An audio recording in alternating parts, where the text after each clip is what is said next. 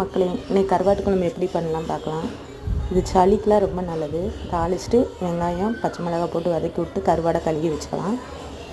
இது கட்டச்சீலாக தான் எடுத்துருக்கு. இன்றைக்கி கழுகி வச்சுக்கலாம். இதோட மசாலா என்னென்னா தேங்காய், ஜீரகம், மிளகு, அப்புறம் வெங்காயம், வெள்ளைப்பூடு, இவ்வளோ தாங்க. இதை அரைச்சி வச்சுக்கணும். மஞ்சள் பொடி, அப்புறம் கருவாடை கழுகி வச்சுட்டு எல்லாத்தையும் போட்டு நல்லா வதக்கி விட்டுக்கலாம்.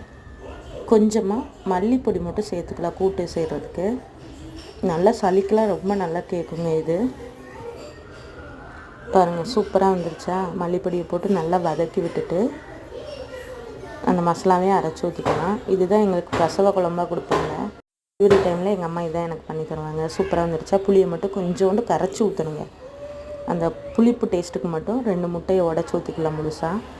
நல்லா குழம்பு திரண்டு எண்ணெய் திரண்டு வந்துருச்சு பாருங்கள். அவ்வளோதாங்க. வாங்க சாப்பிட்லாம்.